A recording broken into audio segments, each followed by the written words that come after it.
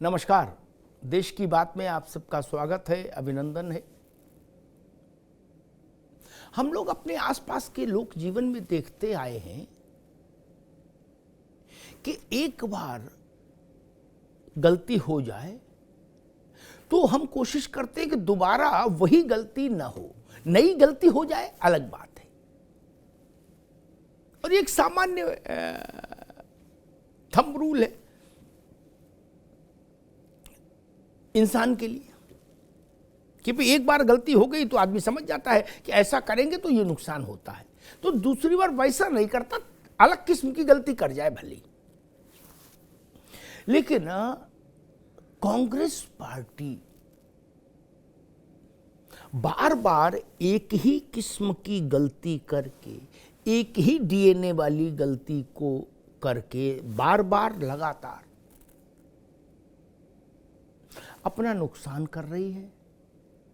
और मजे की बात ये, या यूं कहिए हैरानी की बात ये, कि उसे ये एहसास भी नहीं।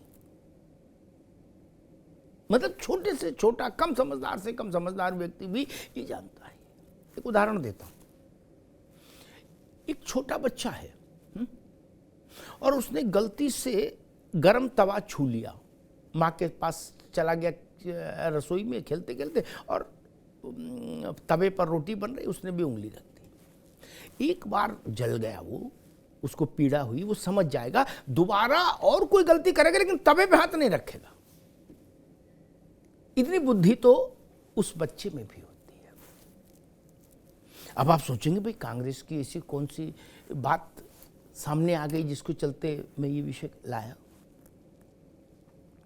मैं ये साफ कर दूं कि मैं इस विषय में उस गलती की मेरिट डिमेरिट पे नहीं जा रहा। मैं सिर्फ इस बात पर आज आप लोगों से विमर्श करने आया कि बार बार एक ही गलती और उस गलती से नुकसान, और हर बार फिर मुंह चैट के सामने वही गलती करने के लिए।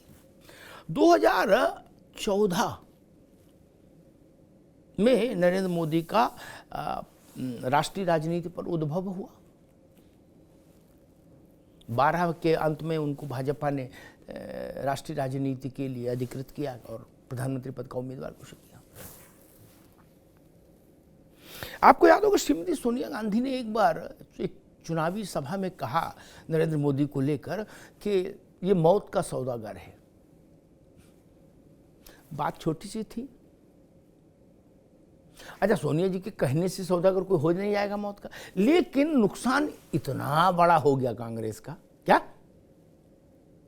इसको आप यूं भी कह सकते हैं कि मौत का सौदागर, इधर सोनिया जी ने बोला मौत का सौदागर, उधर नरेंद्र मोदी जी का राजयोग सुनिश्चित हो गया। उनकी झोली में छप्पर फाड़ कर चुनावी सफलता आकर गिरी, कैसे भी कह लीजिए। कांग्रेस की पत्री में वनवास योग हो गया ऐसा बोलने से, और मोदी जी की पत्री में राजयोग। उसके बाद 14 में मुकाबला था। मोदी जी भारत के प्रधानमंत्री पद के लिए उम्मीदवार थे भाजपा की ओर से।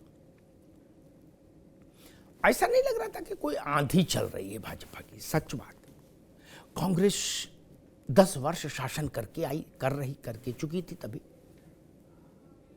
उसी समय अचानक से कांग्रेस के एक विकट दुर्दांत प्रतिभाशाली नेता प्रगटे, भय प्रकट कृपाला, आदरणीय मणिशंकर अय्यर जी।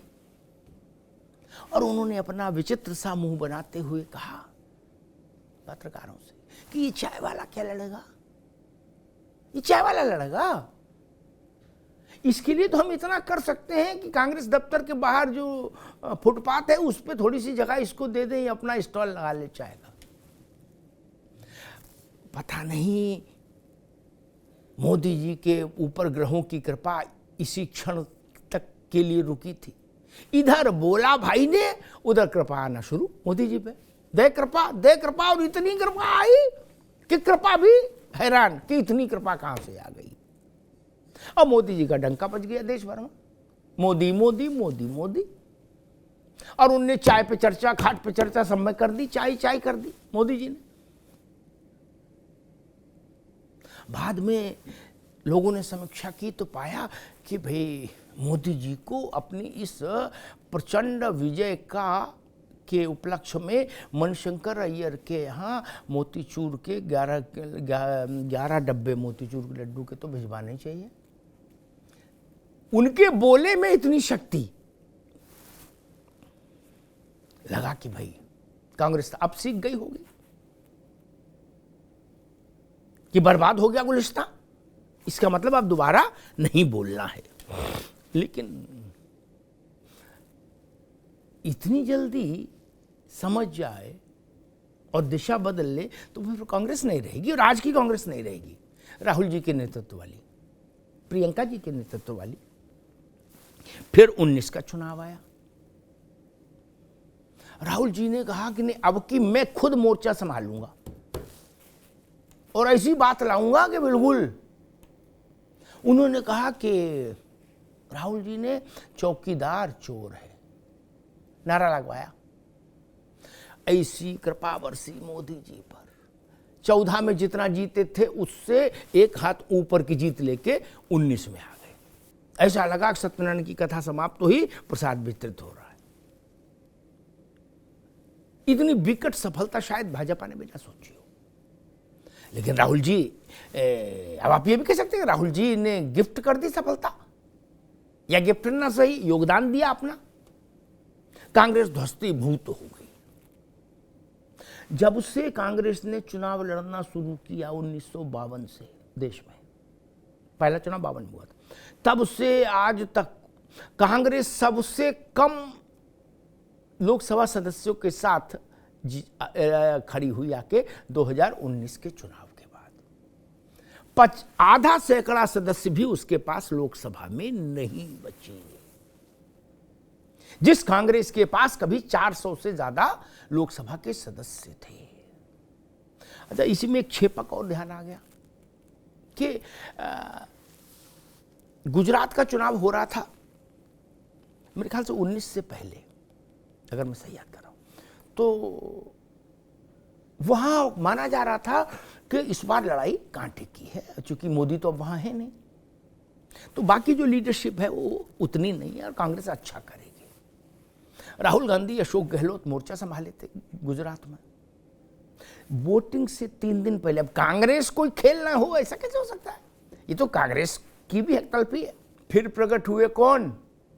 वही अपने भैया अय्यर साहब, मणिशंकर अय्यर, और उन्होंने कहा कि मोदी बहुत ही नीच आदमी है। मोदी जी इसी कृपा के इंतजार में बैठे थे।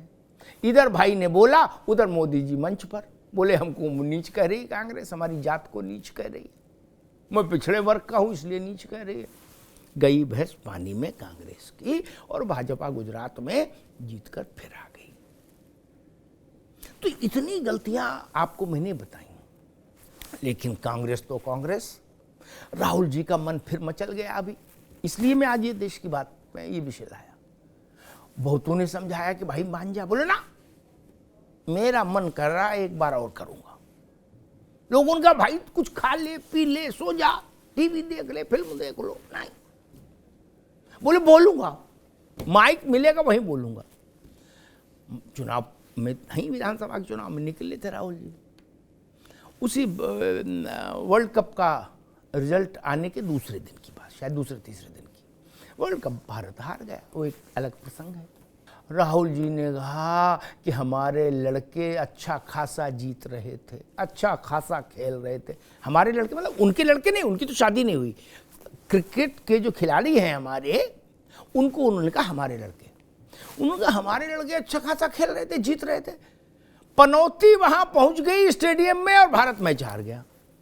हंगामा मच गया कि भाई राहुल गांधी ने नरेंद्र मोदी को पनौती कहा।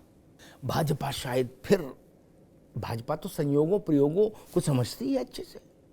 भाजपा की अंदर खाने बाँछें खिल गई। बोली देखो प्रभु की लीला कितनी निराली है।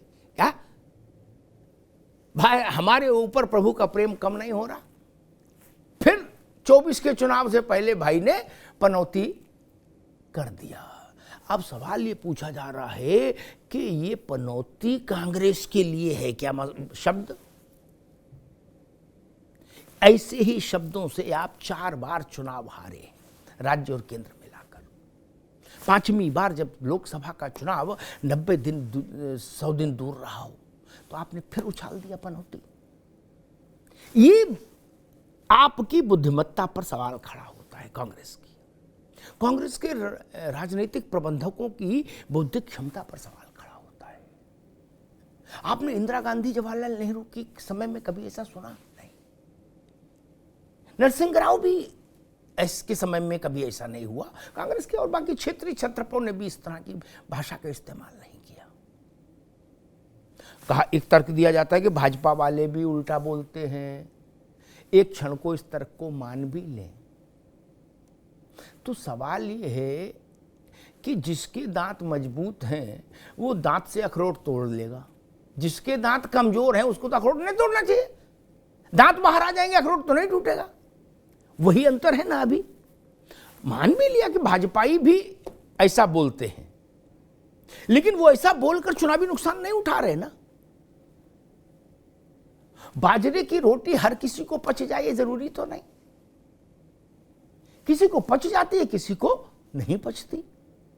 एक ही सी चीज 2 लोगों पर अलग असर करती है। तो अगर कांग्रेस को ये बात समझ में आ गई थी कि शब्दों की मर्यादा जब भी उसने लांघी उसको चुनाव में नुकसान उठाना पड़ा और उसके बरक्स भारतीय जनता पार्टी को अप्रत्याशित, अनपेक्षित, अभूतपूर्व लाभ हासिल हो गया। तो बचना चाहिए था ना, सामान्य बुद्धि कहती। लेकिन कांग्रेस के फिलहाल सबसे बड़े चेहरे राहुल जी ने कहा कि ना, मां कसम एक बार और बोलूंगा, अब 24 में इसका टेस्ट देखूंगा। अच्छी बात है। अब 24 में जब चुनाव का रिजल्ट आएगा तब शायद हम लोग इस बात को समझ पाएंगे कि मौत का सौदागर, नीच आदमी, चाय वाला जैसा ही मसला है ये, या ये कुछ और किस्म का वायरस है। रिजल्ट का इंतजार हमको करना होगा। लेकिन अतीत देखकर ही समझ में आता है कि कांग्रेस ने एक बार अपना बैट विकेट में खुद दे मारा है। धन्यवाद।